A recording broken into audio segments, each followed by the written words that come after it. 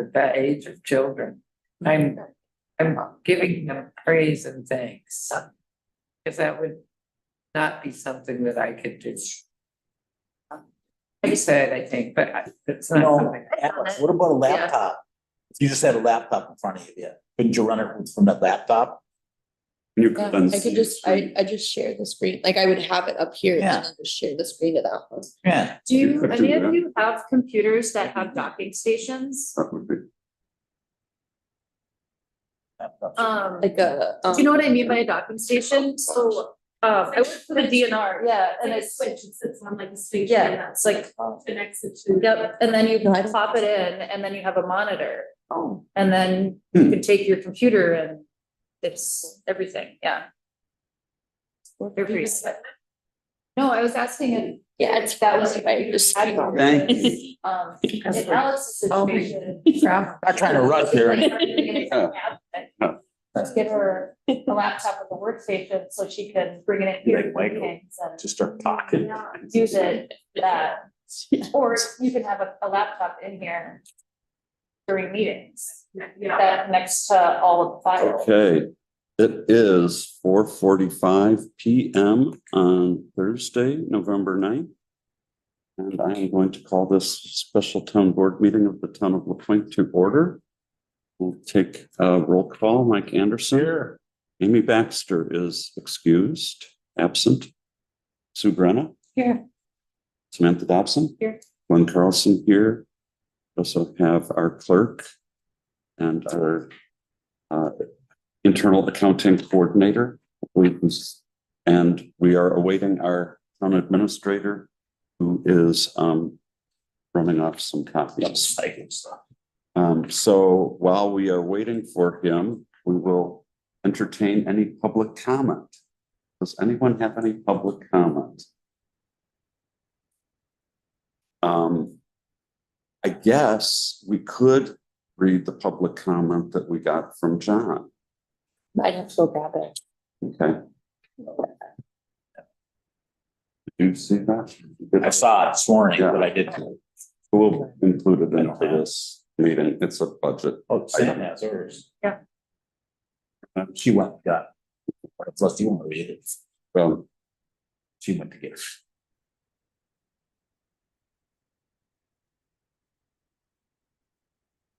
so we have a public comment that we received on Tuesday. And that is from John Carlson to the town board. I have been viewing the meetings online and have noticed that when the police department is being discussed, it comes down to a handful of people came to the town hall and said they wanted 24/7 police coverage. But I have not heard of any of the board members say anything of the meeting in the fire hall when a lot more than a handful said to the board, let Ashland County handle it.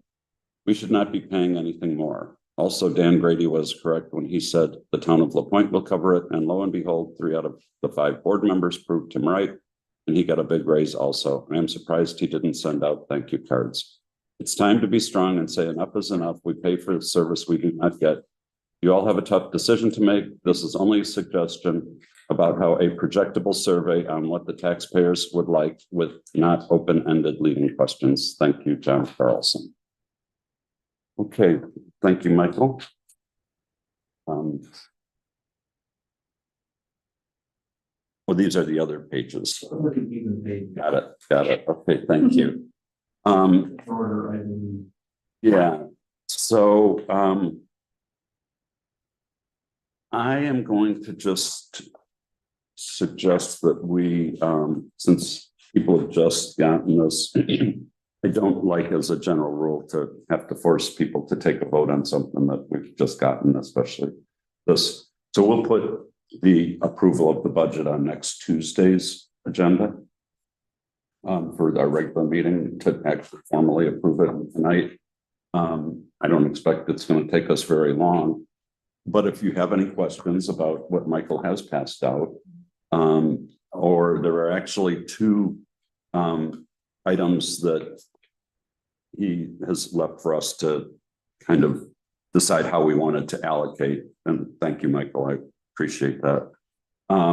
And that is the designated fund transfer from the 500,000.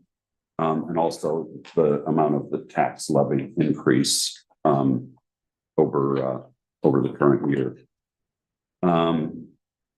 Right now, with what Michael has passed out, running all of the changes that we talked about Tuesday night through, the deficit is coming to just short of $296,246. We talked about, and so this is, I think, part of where we were.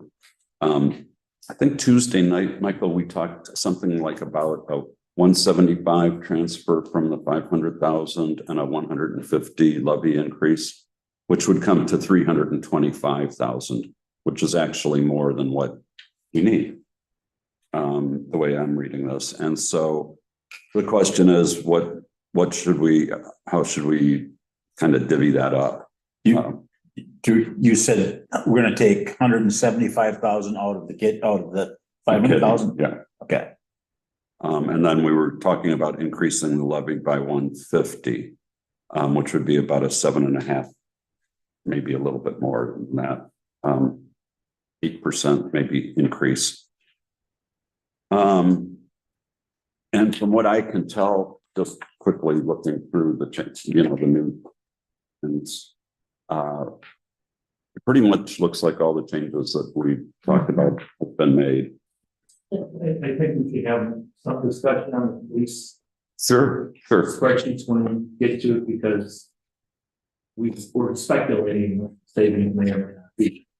Yeah, and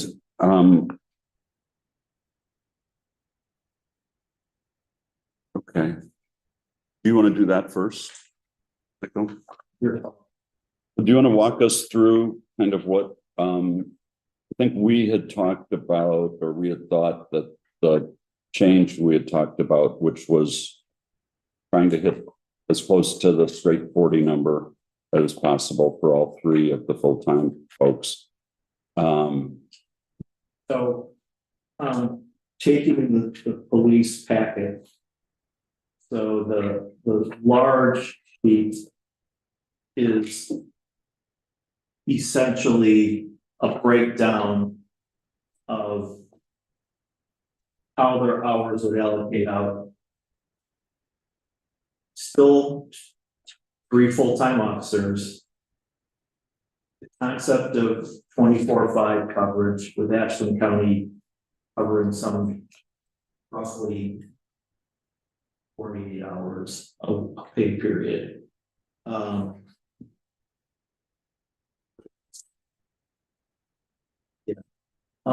And trying to meet the chief's request that everybody's bi-weekly paycheck not be lower than what they would receive if we were in this hypothetical world and could pay them straight 40 hours Okay. as their base wage. So,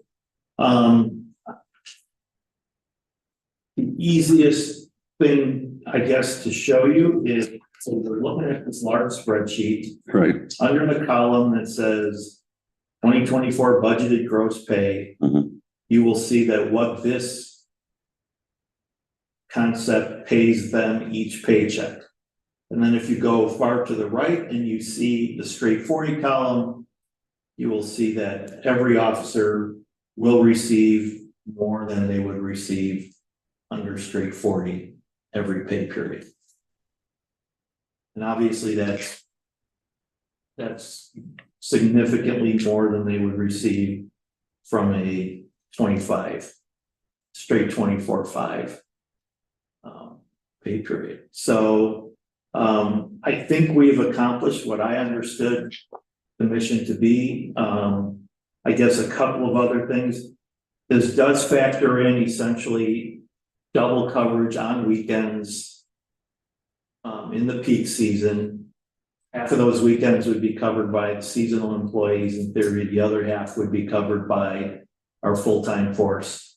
So that does pick up the overall cost to the town, because again, if our full-time officers or overtime they work, the more it costs the town. Right. beneficial to them, not beneficial to our bottom line. So that breakout area shows how, you know, if we provided those doubled up weekends equally among the 3 full-time officers, what their additional pay would be, or, you know, vice versa, what if we had seasonal officers who didn't accumulate overtime, you know, where we could chip away at some cost on our budget.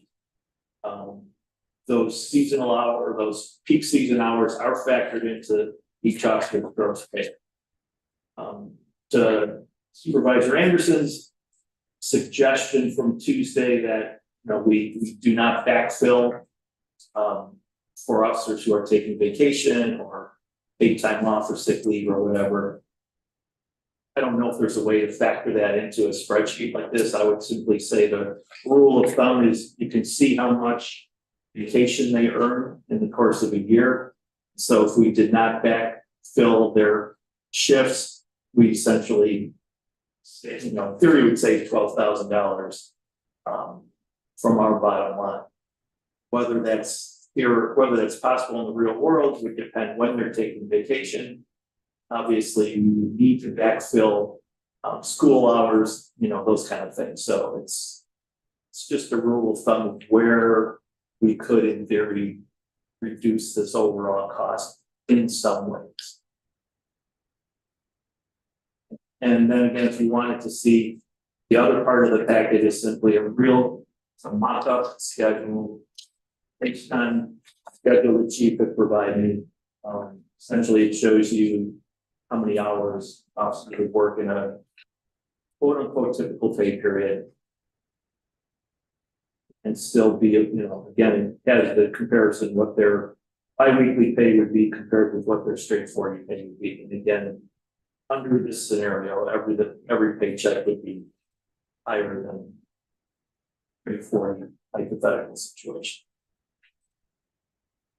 Thank you, Michael.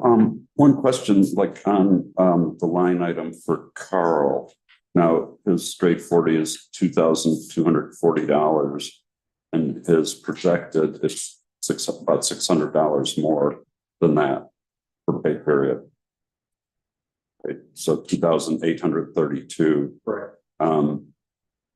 Was there no way to sort of get around that significant increase? The problem with doing actual scheduling, especially in our circumstances, if someone's working second shift, it means they're also working third shift. Right. Or vice versa. Yeah, essentially, if they're working second shift, they're also working third shift. So it really limits the flexibility. You can't really split a shift and, Right, you know, divide it up into 4 hours or have Ashland County cover an additional 4 hours here, 4 hours there. You're sort of in for 16 at a, you know, as minimum. Got it. That kind of situation. Similarly, there's certain, you know, you have to, if you're covering the school year, you can't necessarily send someone home early. So ideally, from balancing hours, you might want to say, oh, well, we could just give them 4 hours after their overnight shift and send them home at noon. But if the school is still in session, you can't do that. So again, you're stuck. so this was Additional hours that hypothetically you could reduce. And this was, so part of this is driven by the desire to have local coverage during the school year, during the school day. Okay, Have on-island presence okay, when school is in session. okay.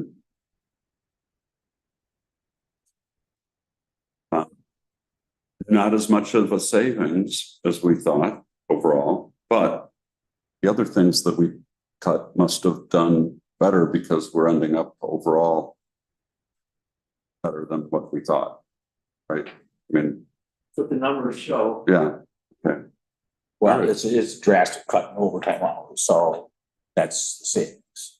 yeah, That was my, okay.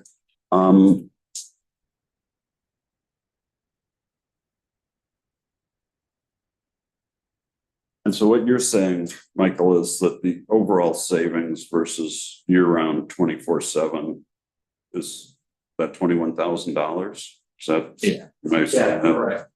And again, if we're able to not backfill, you could add 12,000 more savings to that. Okay. Which doesn't affect individual paychecks at all. And if we were somehow able to get, instead of doubling up our full-time people in the summer, if we were able to get more part-time people at that $26 rate, that could save another, 15,000 perhaps. I mean, we're paying them Yeah, I about mean, $3,000, if we could get our seasonal people up every other weekend instead of one weekend a month, right? ballpark figure is. It would be 12,000 instead of 23,000 additional summer costs. Got it. Okay. How do people feel about that? Perfect. Mike, you're good? Okay. Long enough. Okay. This first. Okay. We feel pretty comfortable with that then. Thank you. Again, Chief's not here today, so he hasn't seen this, but we had word that we got to this point. Good. Yeah, I think you have put together, a hypothetical schedule that accomplishes what we talked about. So, thank you. Any other questions? I have just I'm going to throw an idea for the levy. Well, I have a statement to you mean about the police department. I'm done with the police department. Okay, go ahead. But I just want to reiterate what Ben said about the gravel. When I know we're not putting $100,000 getting, not starting that now, but we will, and whether we're on the town board or not, in 4 or 5 years, whatever, that's going to be a big expense. So I'm all for what Ben said about putting aside $100,000 a year for 4 years, 5 years, whatever. Because when that time comes, and it's going to come, it's going to be a big expense. Then we're going to be sitting here going, well, what do we do now? So I know we're not doing it this year, but let's not forget about it. I agree with you.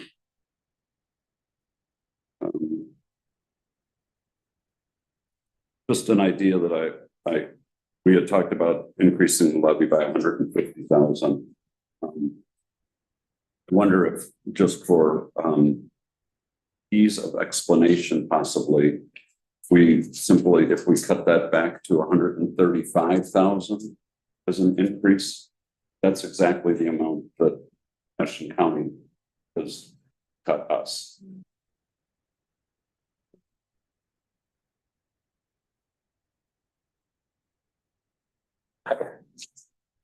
I don't care. And then we can, take 161,000 out of the designated fund instead of 175. That would get us to the 296. Michael, what are any thoughts on that? I like to see it. 135. Okay. It all hangs together then, right? I think so. Okay. Yeah, it does. Okay. We're not going to vote on this tonight. Are there any other suggestions, comments? Again, I would just point out that at the back, you have this new compensation package. Right. For town employees. It generally reflects the living at 4%. There are seasonal employees, there wasn't a straight translation, so around. Yep. Wages, hourly wages for seasonal, and we'll see areas where we give merit / consistency across departments. With the merit raises now, the department heads put in the merit raises for the employees, and then they come to you and you look at them, and then you talk with the department head. Okay. Where those should go. Given if we do that. I like that you're trying to achieve some horizontal pay equity within the workforce. I think that's good. Okay, I think we're pretty much in consensus then. Yes. We'll hold off just because I think it's appropriate. We everyone have a chance to really go through these. Dive deep, Yeah. But I think the plan is, unless someone finds something that's like, oh my gosh, then we'll assume that we're gonna vote on this Tuesday night, without any further changes. So, okay. I think we had public comment too. Mhm. Public comment too. Is there any further public comment?